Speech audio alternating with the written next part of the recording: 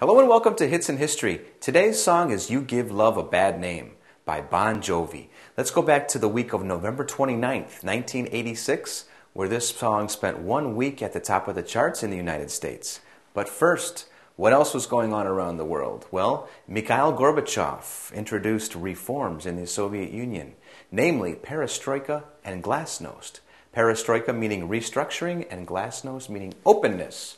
What else was going on? Well, the Halley Comet passed through that year, 1986, reaching Earth's surface the closest it had ever reached. When's Halley's Comet coming back? Not until 2061. Also that year, the space shuttle Challenger disintegrated upon its launch, killing all the astronauts on board. Well, today's song, You Give Love a Bad Name by Bon Jovi. Keep in mind that it wasn't Bon Jovi, it was Bon Jovi, one word, his last name. He was born in 1962 in New Jersey in the United States. What was the song on the charts when he was born? Duke, Duke, Duke, Duke of Earl, Duke, Duke.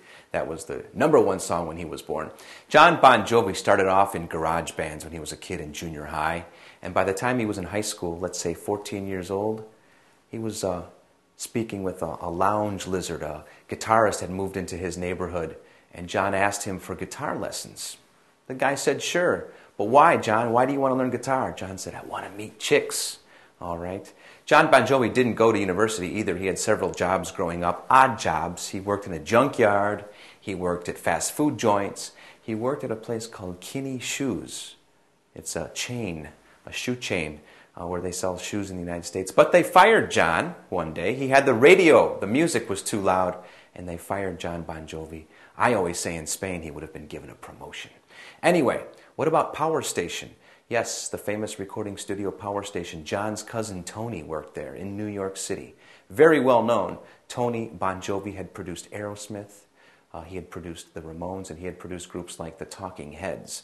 John thought, great, I'll go and work there. He dropped the H from his name and went to New York to work at the Power Station, sweeping floors, sleeping on those floors, preparing coffee for people, just a regular gopher. He made $50 a week, but John did it because he wanted to learn the music industry. And learn it he did, because he met Roy Bittan. You know Roy Bittan, the keyboardist of the E Street Band, Bruce Springsteen. Roy sat down with Bon Jovi and helped him write a song called Surrender. You know Surrender. Bon Jovi's first hit actually came out on an LP called WAPP, a radio station from New York City.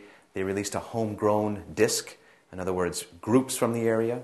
People heard about Runaway. It didn't become very popular, but when John put a group together, including the guitarist Richie Sambora, they changed the name. In fact, they formed a group, and they anglicized Bon Jovi, and they called the group Bon Jovi.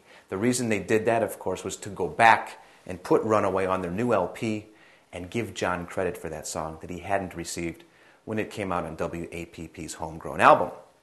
Where do we go from there? Well, Slippery When Wet is the name of this album. You Give Love a Bad Name was co-written by John, Richie Sambora, and Desmond Child. You see, Desmond Child was brought in to help write songs for this album. Bon Jovi particularly wanted outside writers. Why did he want outside writers? He wanted a larger audience, mostly girls. And Desmond Child was the guy to do it. Where did they hear about Desmond Child? Remember Paul Stanley of Kiss? He recommended Desmond Child to Bon Jovi, and they started working together. John didn't like what he heard. Desmond was writing some pretty weird rhythms. John said, this stuff sounds like Michael Jackson. Desmond said, take a leap of faith and let me do it.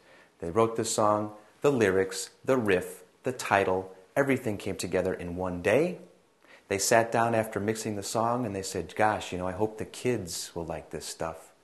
And of course they did.